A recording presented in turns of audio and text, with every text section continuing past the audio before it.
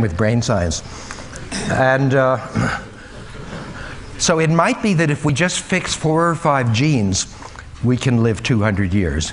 Or it might be that it's just 30 or 40, and I doubt that it's several hundred. So this is something that people will be discussing, and lots of ethicists. You know, an ethicist is somebody who sees something wrong with whatever you have in mind.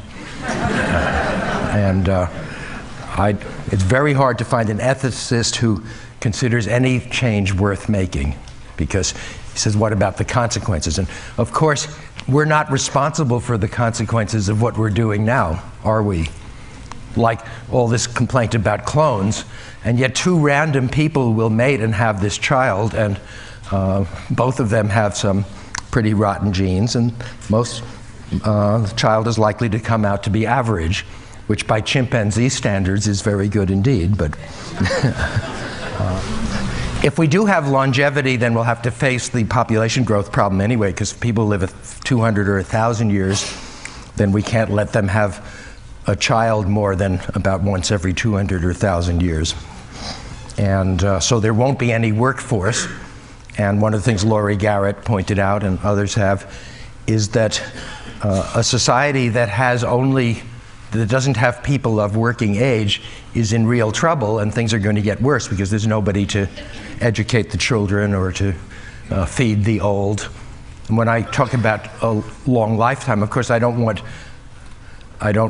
somebody who's 200 years old to be like our image of what a 200-year-old is, which is dead, actually. You know, there's about 400 different parts of the brain which seem to have different functions. Nobody knows how most of them work in detail, but we do know that there are lots of different things in there.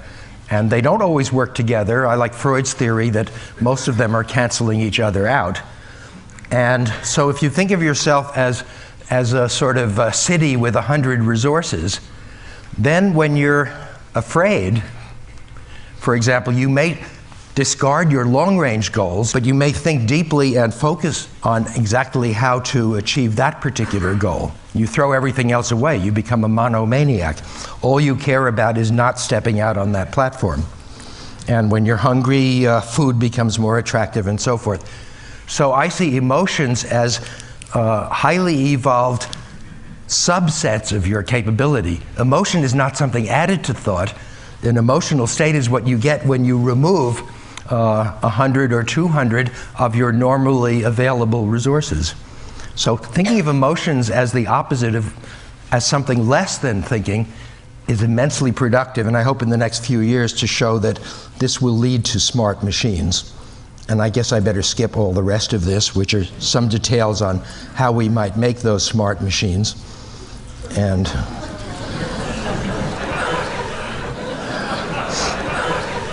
And the main idea is, in fact, that the core of a really smart machine is one that recognizes that a certain kind of problem is facing you. This is a problem of such and such a type. And therefore, there's a certain way or ways of thinking that are good for that problem. So I think the future main problem of psychology is to classify types of predicaments, types of situations, types of obstacles, and also to classify available and possible ways to think and pair them up. So you see, it's almost like a Pavlovian. We lost the first 100 years of psychology by really trivial theories where you say, how do people learn how to react to a situation? What I'm saying is, after we go through a lot of levels, including designing a huge messy system with thousands of parts, we'll end up again with the central problem of psychology saying, what are not what are these situations, but what are the kinds of problems, and what are the kinds of strategies? How do you learn them? How do you connect them up? How does a really creative person invent a new way of thinking out of the available resources, and so forth? So I think in the next 20 years, if we can get rid of all of the traditional approaches to artificial intelligence, like neural nets and genetic algorithms and rule-based systems, and just turn our sights a little bit higher to say, can we make a system that can use all those things for the right kind of problem? Some problems are good for neural nets.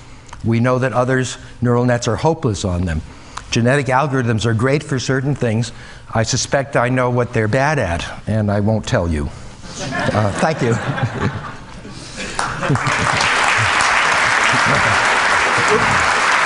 Oh.